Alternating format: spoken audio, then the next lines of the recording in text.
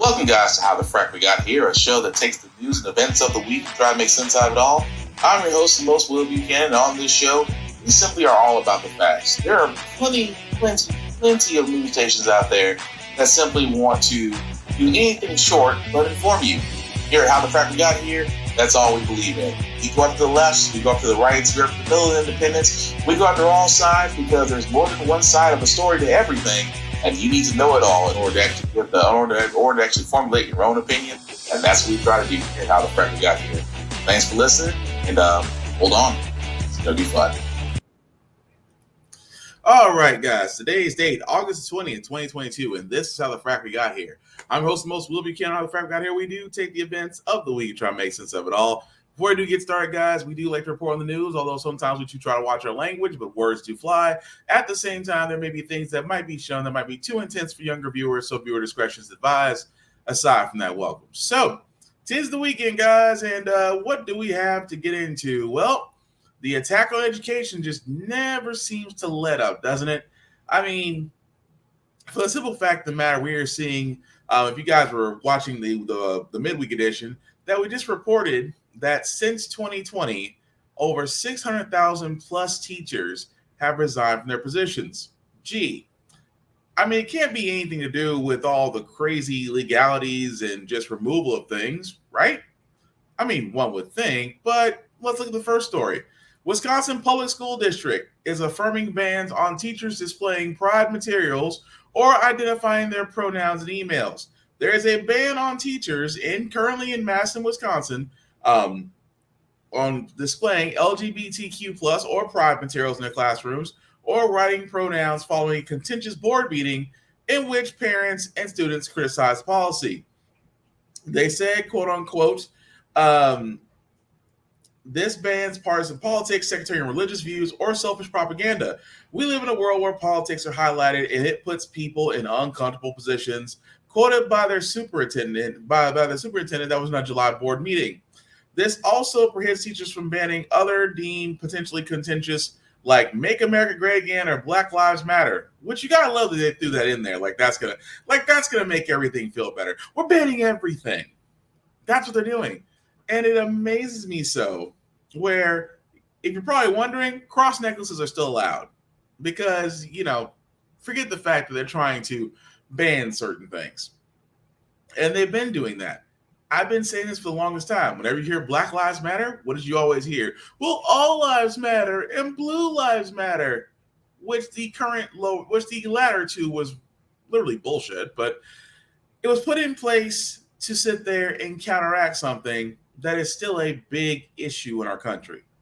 Even more so that you guys remember about 2 podcasts ago, where there was a teacher that was displaying African-American figures and leaders in his classroom. And he was told by school staffing that they need to be removed from his classroom. Prominent African-American figures of history. Your Malcolm X, Martin Luther King, your Mary McLeod Bethune, your Booker T. Washingtons, your Frederick Douglass. We can keep going down the line. Your W.E.B. Du Bois. I can keep going. All of those were removed because the staff said that it make people uncomfortable. We just now got through watching. You just saw an article that in Madison, Wisconsin, they are trying to ban anything LGBTQ plus related because it puts people in uncomfortable positions.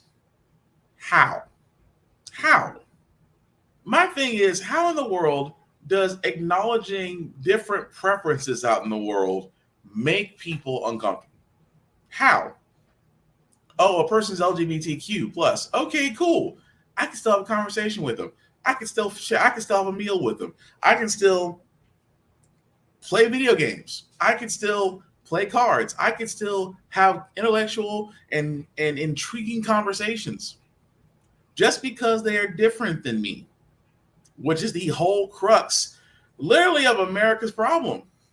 That I don't know why we celebrate differences as a strength, but when it comes down to it, we hate differences to the point to where some people out there of the Mayo variety feel uncomfortable. Why? Because there's less of you and more of them. because the progressive nature of our country is changing to something you don't recognize because you were forced to live to something that you may or may not have agreed to, but eventually you decide to conform to it. I mean, what else out there makes you so afraid of just saying, yes, LGBTQ plus people, you exist. Black Lives Matter, you exist. Why is it that when it comes down to it, no one ever questions the Mayo side of history, or the Mayo side of issues, or the Mayo side of what they're going through? But anything else beyond the Mayo seems to be a little too uncomfortable for Mayo people. Yes, I said Mayo people, because those are the only ones that could be uncomfortable with this. Everyone else, we're all different because we've all learned to embrace it versus reject it. And in the words of one of my favorite one of my favorite movies, Cool Runnings, people always don't like or people hate what's different. And again, it's always those same people in power that will always try to hate on things that are different, but they'll cite policy. Much like the next story I got. We're literally a school, and this is the reason, another reason why I have an issue with religious schools is because of what this next story is about to show. From what I read, it's not a new policy, but that was the first time I was made aware of the policy in that email. This Hillsborough County mother of a 16-year-old lesbian daughter asked to conceal her identity for fear of harassment. I am accepting. I love my children. I don't care. But there's families that I know of that really have more than a hard time with their children being gay, and it's sad. All of her children have attended the Grace Christian School in Valrico, but after reading Administrator Barry McKean's June 6th email, she says she couldn't send her youngest daughter back there for her junior year. I actually respect their opinion, but my daughter's well-being, right, and mental health is more important. According to the email obtained by NBC News, the school will only refer to students by their sex assigned at birth. It also states any form of homosexuality or transgender identity is, quote, sinful in the sight of God and the church. The email goes on to say, students who are found participating in these lifestyles will be asked to leave the school immediately. I have to say about that school, there's some loving teachers at that school. There's teachers at that school that know a lot of these children are gay for sure, and they still love them. This mom says her youngest daughter never faced discrimination at the Grace Christian School, but at times she felt left out. Before enrolling her at another private school, she asked the owner, "I just want to know if it's Christian based," and he said, "Yes, it is." And I said, "Well, I'm going to tell you up front, my daughter is gay, and I don't know, would that be a problem?" He said, "No, God loves everybody." Angel and Yes, God loves everybody, but man has an issue with gay people. I cannot stress this enough. And again, this is my own bias. This is my bias as well, because I still say that religious schools, for all their talk of indoctrination, they're all their talk that we're teaching our kids not to think they're being molded and guided by unsavory characters. In my mind, this is a little bit of my rant.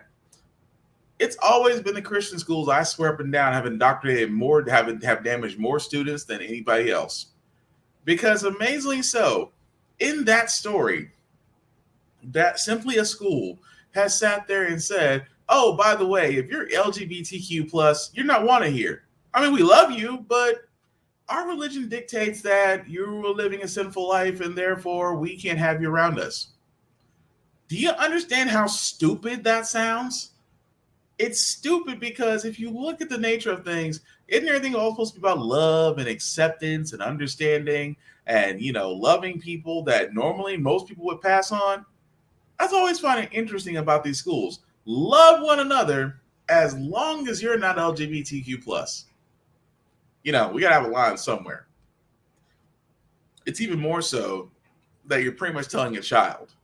I mean, yes, it was a high schooler, but still, what is the message that we're teaching our children?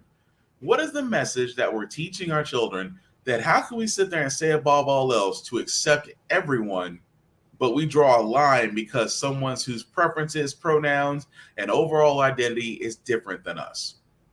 I still want to know. How is that different?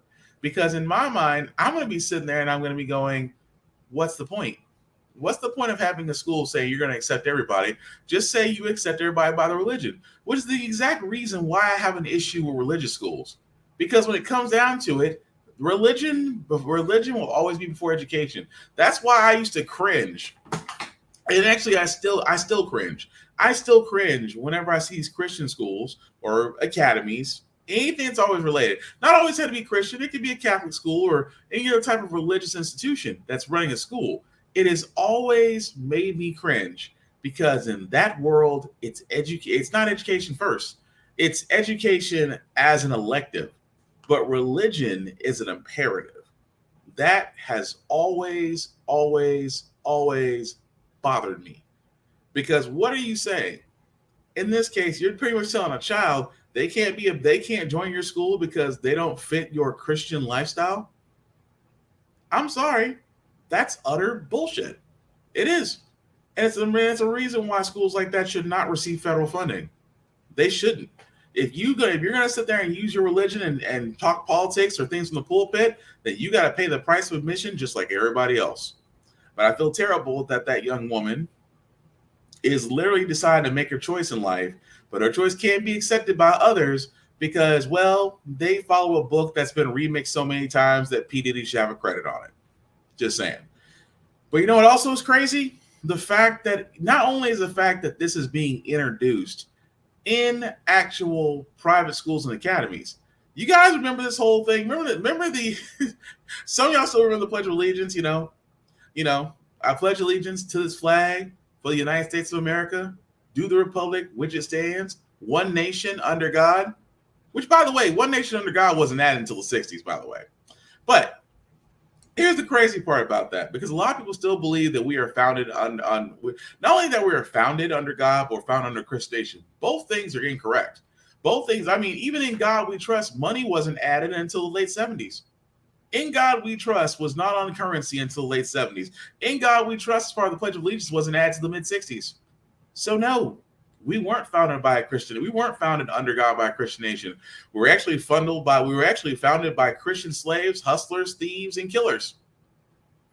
But I guess that wouldn't fit well when you're having a whole bunch of children say that. The reason why I point this out, by the way, is because public schools are now receiving In God We Trust poster donations in Texas, of all places. The Hold My Beer competition continues as Texas decides to throw its hat in the ring, where Texas school districts, the same districts that outlawed abortion, the same districts that outlawed CRT, the same districts that have outlawed certain books that can't be put in school libraries, the same districts that have sat there and said what teachers can and cannot teach in public schools. Yes, that state has turned around and received donated posters and framed copies of the In God We Trust motto, saying that they will now be required to be displayed in accordance with the new state law, which quote unquote says that the public elementary or secondary school or institution of higher education must display a durable poster or framed copy of the motto in a conspicuous place in each building if the poster or framed copy is donated for display at the school of institution or purchased from private donations and made available to the school or institution. You know what you're pretty much saying right there, folks? In Texas, we want In God We Trust posted everywhere. And yet, these are the same folks that are crying about indoctrination happening. We're seeing indoctrination happen right there. Again, we were not founded on a Christian nation. We were not founded under God. It just sounds nice because enough of the religious people out there have got enough pull, have got enough people, have got enough money to make this happen, especially in heavily conservative states. Because in conservative states, religion and football kind of trade places depending on what month it is. But both of them have always kept the 1 and 2 spots. But it makes no sense. Why do we need In God We Trust when, again, I've said before, our education is in the toilet. Our education hasn't changed since the 60s, 70s. We need a massive overhaul in education. Teachers need everything. This is why I keep saying the entire time. If we had funded our education the same way we fund the Pentagon, I think we would have smarter people and less wars. That's just me. because the whole thing of giving the Pentagon a blank check has helped nothing except those who profiteer from wars. But if we keep cutting education, we're probably going to, at this point, not have much of an educational system, if not one is already lacking. But again, they're worried about making sure that in God we trust is in every school in Texas. Goes to show you. And Texas ain't the only one. But moving right along, guys, I did want to cover this as well. That, of course, we did talk about that the officers that were involved in the raid on that led to the death of Breonna Taylor, well, one of them has been terminated. This individual right here, Sergeant Kyle Meany, as you're seeing posted right there, has just as of now been terminated yesterday by Louisville Police Department. Chief Erica Shields released the following statement, quote unquote, "I made the decision to terminate Sergeant Kyle Meany after careful consideration and not with ease. I fully respect the judicial process and realize Sergeant Murray has yet to be heard before a jury of his peers. That being said, he is facing multiple federal charges after a lengthy investigation by the DOJ." I'm not mad about this.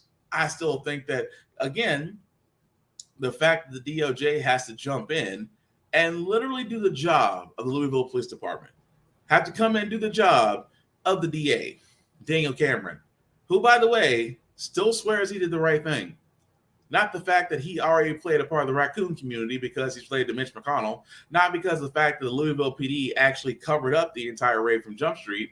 Because, again, if 3 officers who are now indicted, one has already pled guilty, one has actually been fired. At the same time, if these 3 officers are found of falsifying information to get a warrant, a no-knock warrant, which again led to the death of Breonna Taylor through no fault of her own, then the Louisville Police Department should also be held at bay. The DA should also, Mr. Cameron himself, should also be held responsible, because everybody participated in this cover-up that took the Department of Justice to go back and say, wait a second, something's not right. But again, we will follow that story as it goes along. But as I said before, guys, going back to school, however, it is amazing to me that folks still do not realize the impact of what happens in our educational system. Well, hear it from teachers. If you can't believe me, believe teachers. Back to school, strong new evidence of the political divide at colleges. In our new NBC News Generation Lab survey, almost half say they would most likely not choose a roommate who supported the opposing presidential candidate from the one they backed in 2020. Even more said they probably would not go on a date with someone who voted differently. And the economy is weighing heavily on them. Almost 90% are concerned about the price of gasoline, rent, and food. Which brings us to a top challenge in schools themselves, finding enough teachers, especially amid growing cultural fights. Antonia Hilton returns to Southlake, Texas, where school began this week. For 7 years, Adam Burns loved his job as a middle school technology teacher in Southlake's Carroll school system. Hey, cutie pie. But after members of a conservative political action committee won the majority of seats on the school board, and Texas passed laws restricting how teachers could address racism in the classroom, Adam and his wife, Brandy, who's Black, thought of their 11-year-old son. Did you feel like you could be true to yourself and stay in this job? No, not at all. Adam quit in July, but says Carroll schools haven't found his replacement, and his contract requires him to stay until they do. My message to other teachers would be to be true to yourself. For the district, I would just say it's time to start listening to the people that you employ. Given exhaustion and stress from the COVID pandemic, one survey finds as many as 55% of America's educators are considering leaving the profession. In Southlake, Texas, NBC News has covered extensively conflicts and an active federal civil rights investigation into the treatment of minority and LGBTQ children in the Carroll district. 93 out of 577 teachers left that district last year. Here's 3 teachers that 3 really good teachers. Amazing I mean, kids loved us and kids learned from us. Tim Hamilton taught Spanish for 9 years. A group of residents became outraged after he wore a Black Lives Matter mask and posted about his beliefs on Facebook. Administrators demoted him, and Tim refused to work the new position. And the almost decade that I spent in the district, that was worthless. That meant nothing to them. Carroll schools did not comment on any personnel matters regarding the teachers we spoke with. Kim Ross quit last spring after teaching algebra for 13 years. Part of what we saw and what was happening that kind of made us go, I don't think I can do this anymore, at least for now. They might fire you for doing this interview. Well, they can't fire me because I quit. A new survey found that 70% of Texas teachers are considering leaving the profession entirely, the highest number ever recorded since the survey began in 1980. Ovidia Molina is the president of the Texas State Teachers Association. Educators are feeling less support, not just from the elected officials who we felt for a long time, but also seeing an increase of lack of support from our parents because of all the political rhetoric that is being thrown around about who we are. If this continues, what's going to happen to the public schools? We're going to see a lot more classrooms without teachers. And we're going to see even less people wanting to come into education. Despite losing 16% of its teachers last year, the Carroll District says it has only 3 open positions currently, which it expects to fill shortly, and it is implementing raises and instructional coaches to help those still there. Adam hopes that his colleagues and his young son understand why he chose to speak out. Does it upset you to think that this might be the end of the road for you with teaching? It was a big leap for myself and my family for me to do this, and realizing that I don't feel like there's really a place for me. It's really tough. Antonia Hilton, NBC. That's just one state. I can tell you here in Tennessee, and especially in Middle Tennessee, the positions for teachers are already over 70,000. 70,000 open positions for teachers. And that was Texas. Texas itself already lost close to is projected to lose 70% of teachers who are ready to move on. And like I said on TikTok, this was for all the parents that wanted to control public education for your child, this is your fault. This is everything that you wanted. You wanted to sit there and tell someone else who went to school for their profession, who got experience teaching as a teaching assistant or substitute teacher, or however they did get their experience, who developed curriculums, who work with students beyond the bell, actually. You now told them that pretty much everything that they're doing is not up to your lack of education standards. So now, with all these teacher openings out here, and for all these parents that swear up and down that they can do the job better, well, outside of homeschooling, apply. Because teachers have been saying this for the longest time. They are overworked, they are overutilized, they are underpaid, classrooms have been crowded, extracurricular educational programs have been cut, because in some places, some schools don't have a music program, some schools don't have metal or wood or auto shop, some areas do not have a 4-H program, some areas do not have mathletes or Roll Scholar programs to actually help students go beyond the pale, beyond the normal passive education. Why? Those were all considered extracurricular programs. But sports is still a thing. Sports still allowed in schools, because that's where the money comes in. At the same time, it just blows my mind that teachers have been saying this for decades, and the only thing any parent heard, like in the last 5 months, was CRT, books that their children were reading, and what they're being taught. You ignored a teacher's cries for help, but you saw everything else that was wrong, and you decided that needs to change. Well, guess what, parents who are pretty much for this? You are the teachers now. Good luck. Moving right along, guys, I did want to cover this story as well, because we do know at the beginning of this week, Trump got raided because, again, he held on to classified documents that he did not have classification for after his failure in chief run was done.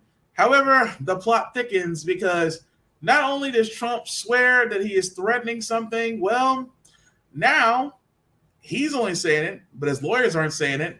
They want the actual affidavit, the actual legal document that was used to search Mar-a-Lago. Well, they're wanting it unsealed. But here's what we have so far. decision in the battle over whether to release the affidavit behind the search warrant of Mar-a-Lago.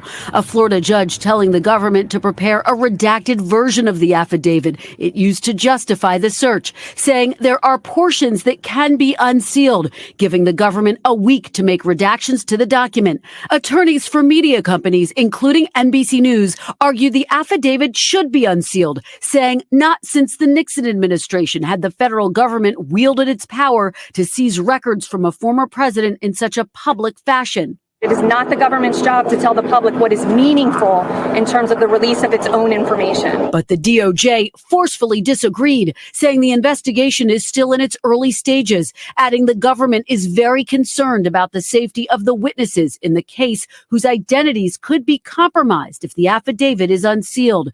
NBC's Mark Caputo was there.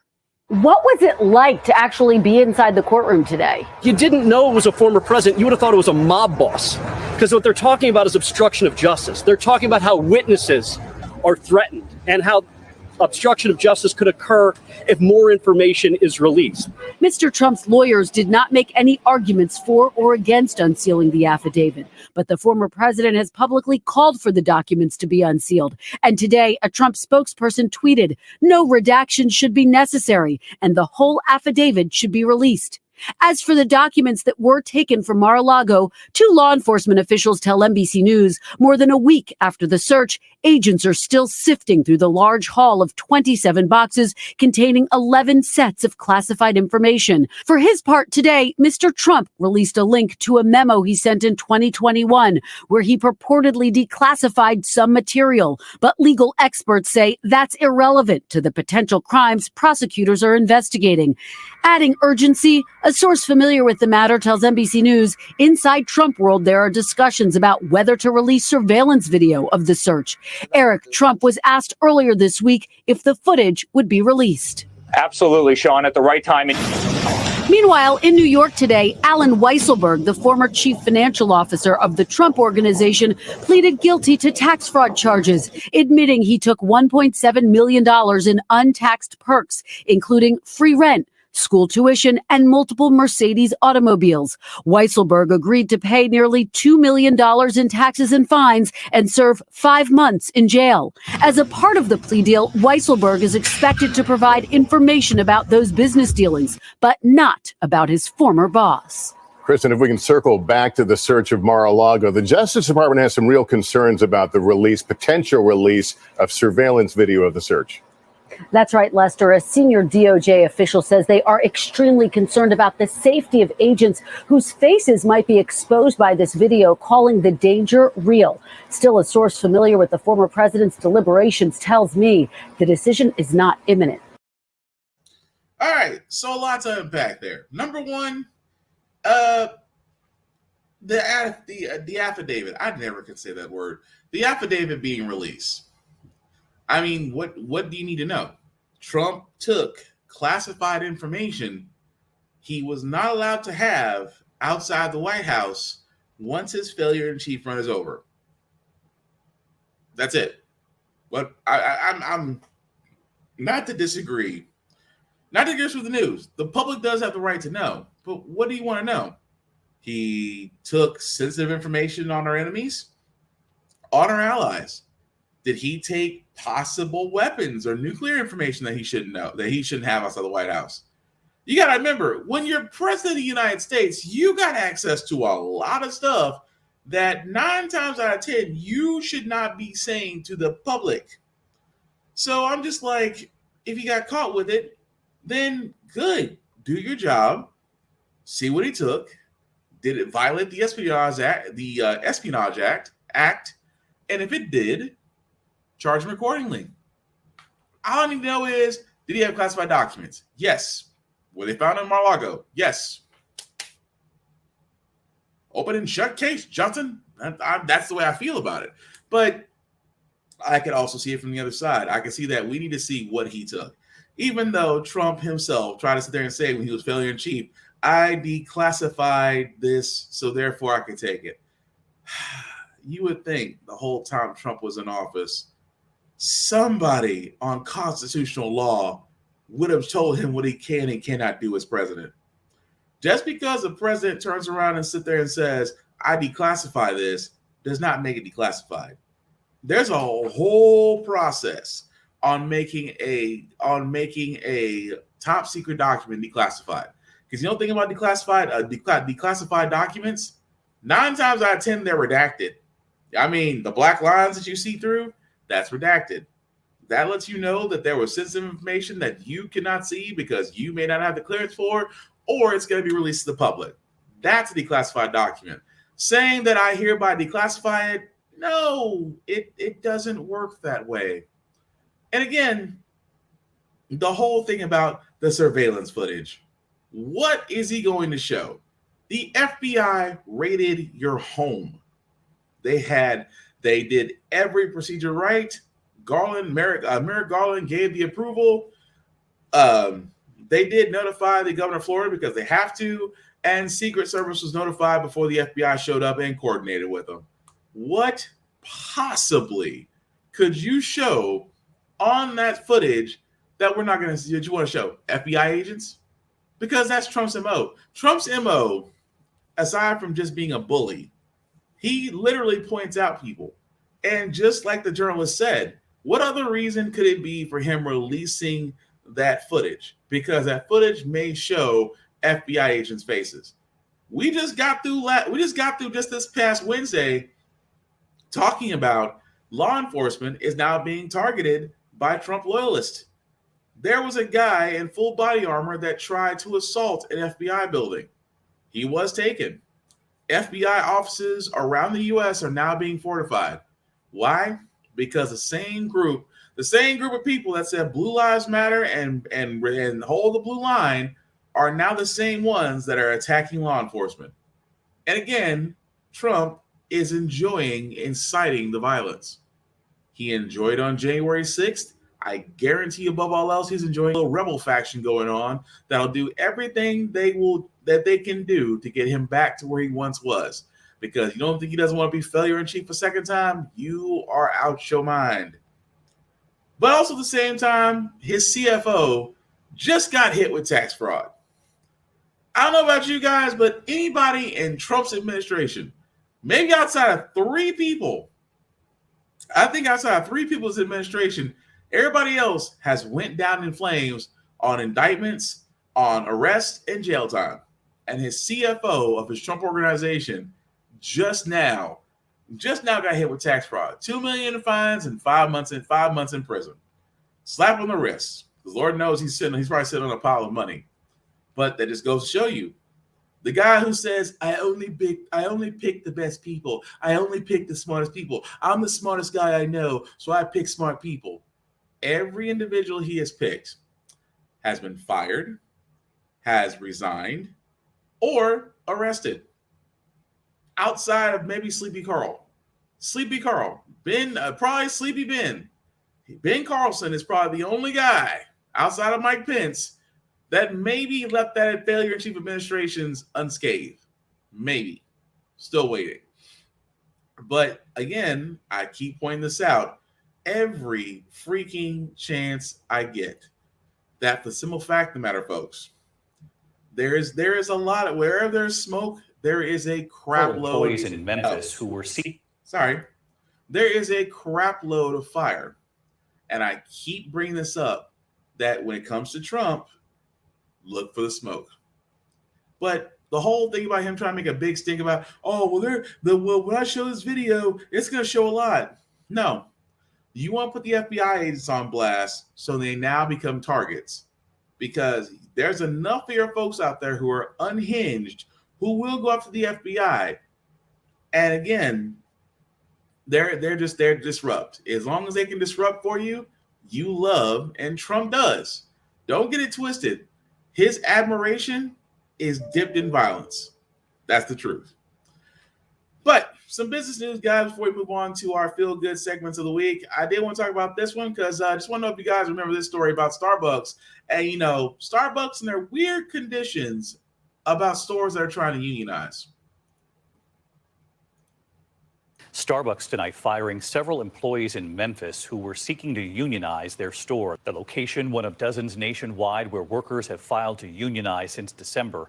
Reps for Starbucks tonight accusing the Memphis employees of violating policies with fireable offenses, like allowing unauthorized personnel behind the store bar.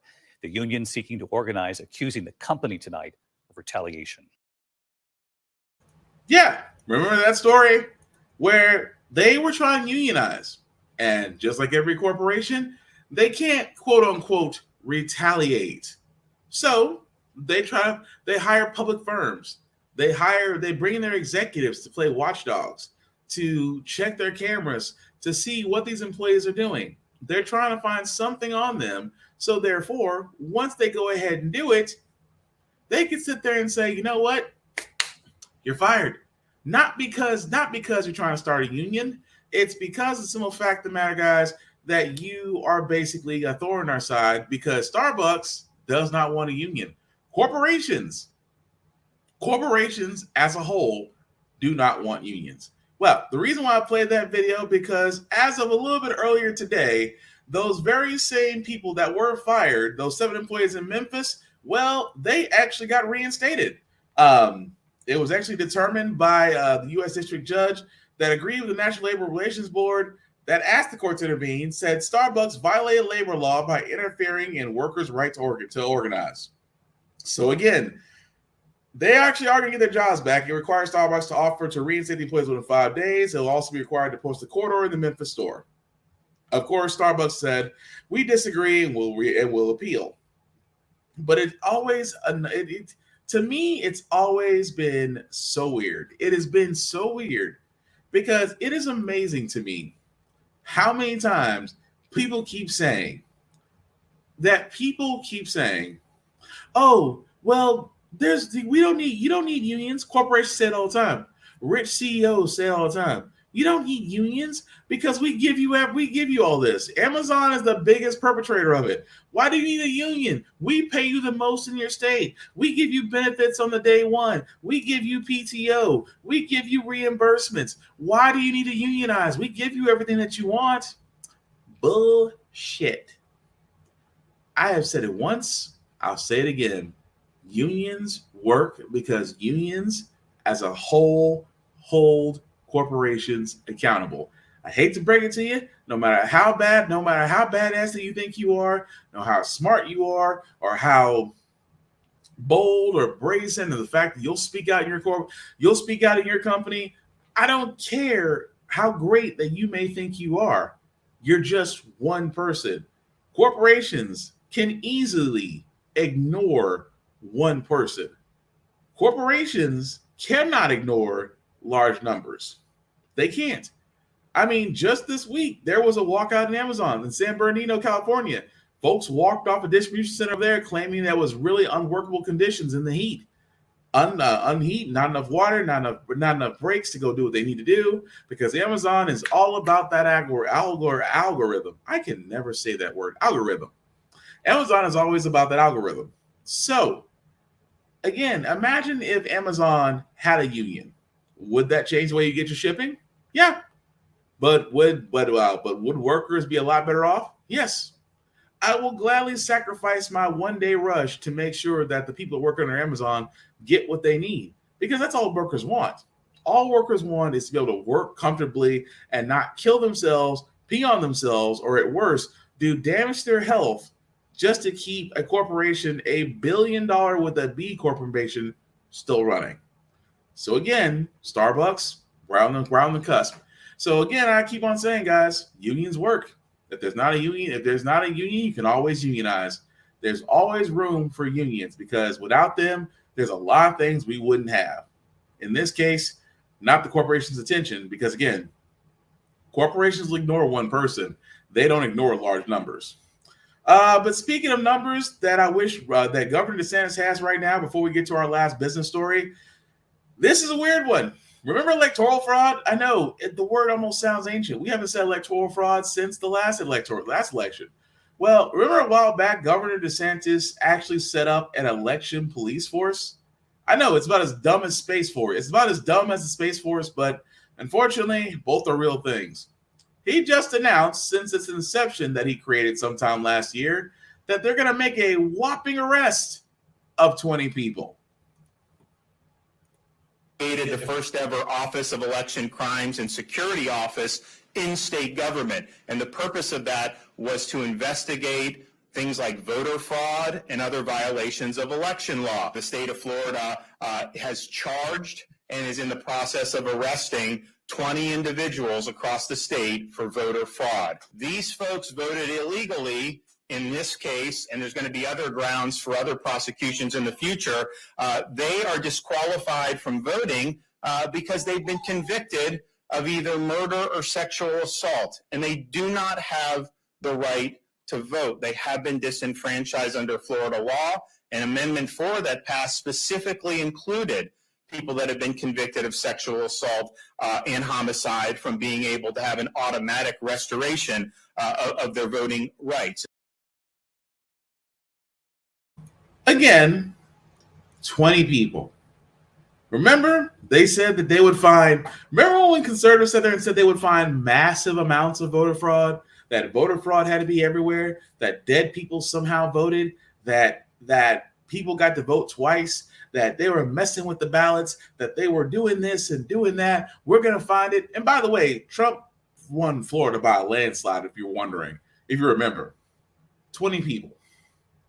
You're 20 people, which again, the reason for this was because those 20 said people were convicted of murder or something or another heinous crime that doesn't fall under the voting rights being restored.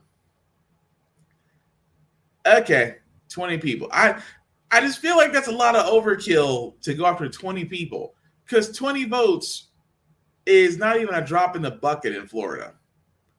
But again, this is them. To me, this feels like a reach. Feel free in the comments if you say differently. This feels like a reach to me. This feels like you are just simply hoping to justify the reason for an election police force when we just came out of, by far, probably the most safest election in recorded history. That only in Florida, where Florida is claiming that they have fraud charges for illegal voting. The only state. There's not another state out there that's sitting there saying this. Remember, they tried to go up to Arizona, and that got shut down. But in Florida, where DeSantis acts more like a king than a governor, I'm not surprised about this. Even more so that it's 20 people. 20 people. It is so infinitesimally it is so small on the scale of voting. It doesn't even register. It doesn't even register for justification, really. But again, I digress. Florida, the current king of the Hold My Beer competition. The last story I got, guys, before we get to our feel good segment, is more of a shocking one. Dan Price, remember that CEO guy who raised the pay of his workers by $70,000 because he took an almost $7 million pay cut? Is advocating for paying people more, advocating for companies to really take care of its employees instead of basically crapping on them because they're finding better jobs and doing that thing in their nature. Where people, from Facebook to LinkedIn to Twitter shared everything that he was doing. Well, unfortunately, I guess he wasn't as perfect as we thought he was. On Wednesday, there were allegations of misconduct and sexual assault, including several criminal charges. Because of that, as of Wednesday, he did resign from the company that he founded. One of the accusers, a 27-year-old model, came forward and sat there and said that after a short romance last year, Price raped her. Of course, he denied the allegations. However, there is a case going forward of rape of a drug victim involving him, which, again, that is not the only one. 5 other women have definitely came and spoke up. So, therefore, it is starting to take a shape of its own. So, again, that's like, not everybody is perfect as they say they are, but again, it's kind of sad because I myself did like a lot of his views on corporations, the fact of corporate loyalty, and the fact that corporations weren't taking care of their employees, and that taking the initiative to actually pay employees more. It is a dark light on someone who is advocating for these type of things, only to be found out that he may or may not have caused a lot of heinous actions. Kind of sucks. It really does. Because again, it's always the ones that you don't. It's always the ones that advocate for the positive things are always the ones that seem to be behind the most messed up stuff. Damn. But moving right along, guys, we're going to go into our feel-good segment because usually how the Frack we got here, we cover a lot of things that are doom and gloom, and sometimes we lose faith in humanity. But hey, it is the weekend. Hopefully, we can send you guys out some good vibrations in these two stories. I hope we'll do just that, especially this first one because, grab the tissues. It's going to make you cry. Boy taking his first steps to the amazement of his own mom. Dakari Miranda is just 22 months old, but he's already America strong. When Dakari's mom, Dawn, was pregnant, she learned her son had a 1 in a million condition. Doctors told her Dakari would be born without a tibia or shin bone in his right leg, and there was a chance they'd have to amputate that leg. Dakari. 8 months ago, she decided to go through with surgery to give Dakari a better chance. Catch it. And it didn't take long. Dakari is already playing with mom, crawling, even going up the stairs. But they were still waiting for one more step. The team at Lurie's Children's Hospital in Chicago made a prosthetic for Dakari, measuring 15.5 for length, casting, adjusting it just for him. And then this month, the moment they weren't sure would ever happen. Good. See, that was Dakari taking his first steps with the help of that prosthetic and, of course, mom. To see Dakari take his first steps was like breathtaking. It was overjoying. I thought it would never happen. So to see it happen, it was just like, wow. To see him push through and overcome all of the obstacles in his way, I just know he's going to be great. good job, Dakari. Love to see it. Thanks so much for watching. I told you, tearjerker. I had a lot of onion after watching that. It's always cool to actually still see, no matter what, people overcoming.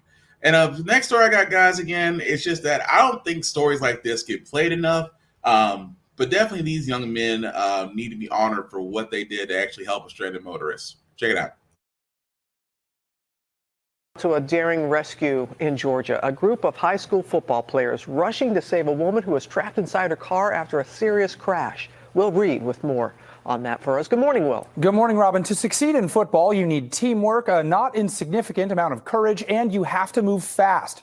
All of those football principles applying to a scary real-life scenario in Rome, Georgia, where dramatic footage shows those football players springing into action. But I knew I had to help her some way. I knew my friend won't feel the same way as me. Overnight, the high school football players from Georgia who jumped into action to save a woman from a car crash, speaking out to GMA. Once I seen the car was smoking, I was thinking as if the car was going to blow up. All I seen was a big old boom. I looked up and I said they got in a wreck. So we just all hopped out. I just knew it was going to be a bad accident. Captured on school surveillance cameras, a woman's vehicle on a collision course after spinning into oncoming traffic to avoid a truck. The sound, it was very, very loud. The car was crushed.